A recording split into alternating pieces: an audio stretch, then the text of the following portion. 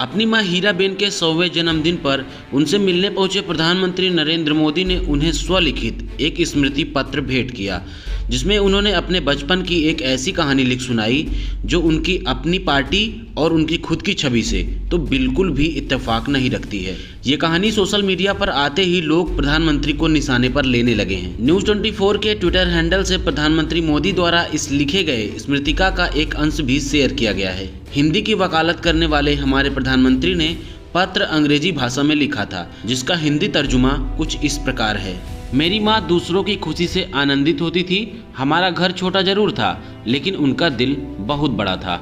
मेरे पिता के एक करीबी दोस्त जो पास के ही गांव में रहते थे, उनकी आकस्मिक मृत्यु के बाद मेरे पिता उनके बेटे अब्बास को अपने घर ले आए।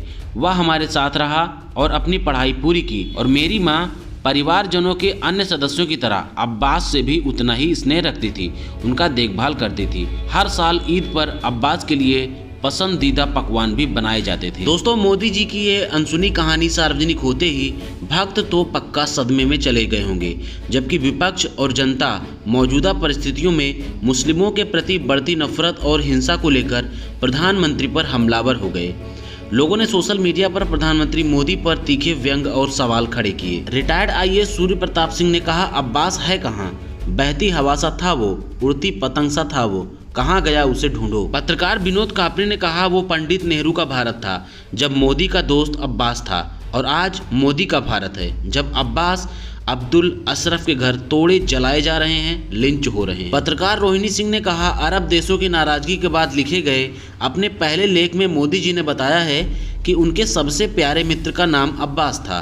देश भर में नफरत का जहर घोलने वाली भक्त मंडली अब जब भी कोई ट्वीट करे तो अब्बास का ख्याल जरूर रखे। मोदी जी अपने मित्र का अपमान कतई बर्दाश्त नहीं करेंगे। अगर अरबियों ने थोड़ा और दबाव डाला होता तो कहानी में अब्बास के साथ मस्ताना भी आ जाता। कांग्रेस नेता सुरेंद्र राजपूत ने तंज कसते हुए कहा, श्री मोदी जी का सबसे प्यारा मित्र अब्बास है, ऐसा श्री मोदी जी ने स्वयं लिखा है अंधभक्तों। एक यूजर ने गोदी पत्रकार रूबिका लियाकत पर तंज कसते हुए कहा, अब्बास को तो मोदी परिवार का सहारा मिल गया मुसीबत में, लेकिन उसकी एक छोटी बहन रूबिका भी थी जो दिल्ली की तरफ जाने वाली ट्रेन में खो गई। अब्बास और नरेंद्र ने बहुत ढूंढा, लेकिन वक्त की हुंकार ऐसी थी कि कुछ पता नहीं चला।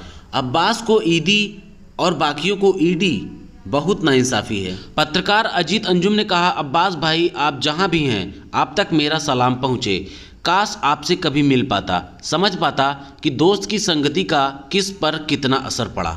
एक और जहां प्रधानमंत्री मोदी जी अब्बास को अपने बचपन का साथी बताते हुए उन पर किए गए उपकारों के किस्से सुना रहे हैं, वहीं दूसरी ओर इनके नेता धर्म विशेष मुस्लिमों के खिलाफ नफरती भाषण दे रहे हैं। राज्यों की बीजेपी सरकारें एक संप्रदाय विशेष के लोगों के घर पर बुलडोजर से उनका घर जमींदोज कर रही हैं। ऐसे में लोगों द्वारा प्रधानमंत्री पर व्यंग करना और उन पर ऐसे सवाल करना जरूरी हो जाता है। प्रधानमंत्री जी, कभी आपने कहा था, आज मैं कहता हूं, हिपोक्रेसी की भी सीमा होती है। हिपोक्रेसी की भी सीमा होती है। दोस्तों, आपको क्या लगता है, क्या मानते हैं आप, प्रधानमंत्री का अब्बास नाम का कोई दोस्त रहा होगा? इस कहानी में कितनी सच्चाई है? ये पत्र सार्वजनिक क्यों किया गया? कहीं अब्बास की कहानी खाड़ी देशों के दबाव का नतीजा तो नहीं?